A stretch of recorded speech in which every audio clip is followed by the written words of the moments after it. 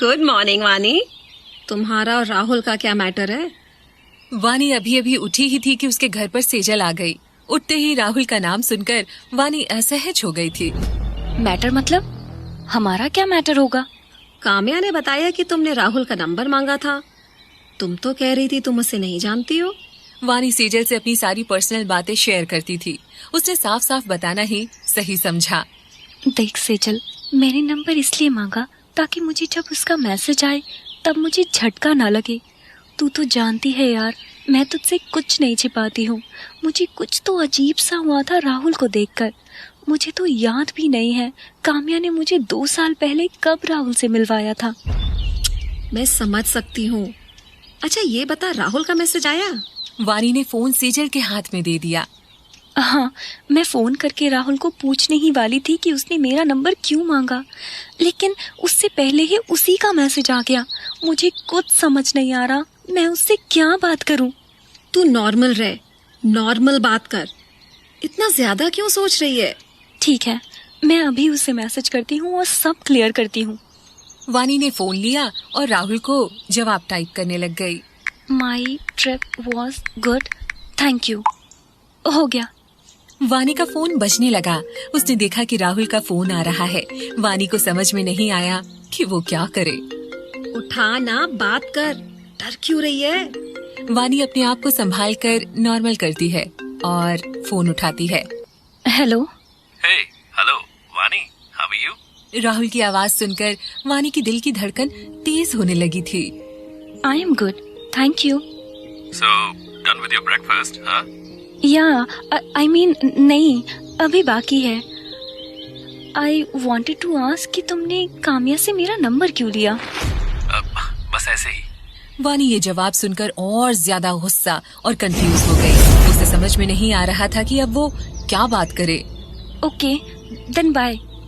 वानी ने phone cut किया और कंफ्यूजन में सेजल की तरफ देखने लगी। ऐसे ही नंबर नहीं लिया राहुल ने। जरूर कोई बात है जो वो छुपा रहा है। तभी वानी के फोन में राहुल का मैसेज आया। Are you angry?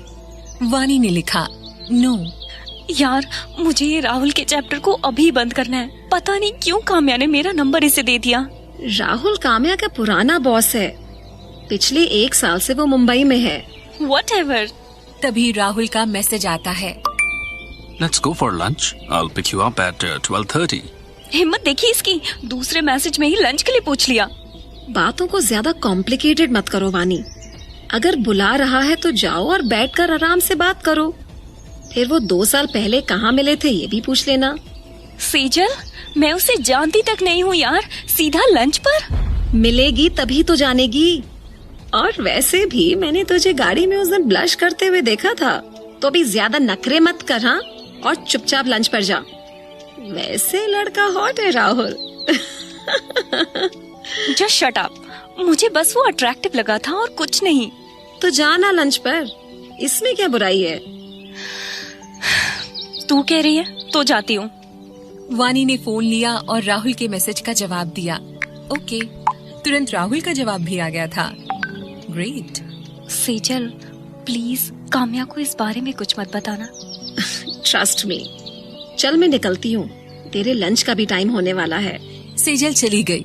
वानी का दिल जोर जोर से धड़क रहा था। ना चाहते हुए भी वो थोड़ा एक्साइटेड थी, क्योंकि बहुत टाइम बाद वो किसी लड़के के साथ लंच पर जा रही थी। जल्दी से नहाकर वानी ने सबसे अच्छी ड्रेस निकाली और पहन ली। कहने को वानी के लिए ये एक नॉर्मल लंच था, लेकिन कहीं न कहीं उसके मन में एक अलग तरह की खुशी भी थी। एग्जैक्ट टाइम पर वानी बिल्डिंग के नीचे पहुंची और उसने देखा कि उसके घर के गेट पर पहले से ही एक कार खड़ी थी। वो जैसे ही गेट के पास पहुंची, कार में से राहुल निकला। राहुल को देखते ही वानी वहीं रुक गई। Come on, Miss वानी। राहुल ने वानी के लिए गाड़ी का दरवाजा खोला। वानी एकदम से ये सब देखकर सहम गई, लेकिन अंदर से उसे अलग तरह की खुशी भी महसूस हो रही थी। Thank you. वानी इतना ही बोल पाई थी। वो चुपचाप आगे की सीट पर बैठ गई थी। अचानक राहुल वानी के पास में आ गया। राहुल इतना पास था कि वानी उसकी सांसें सुन पा रही थी।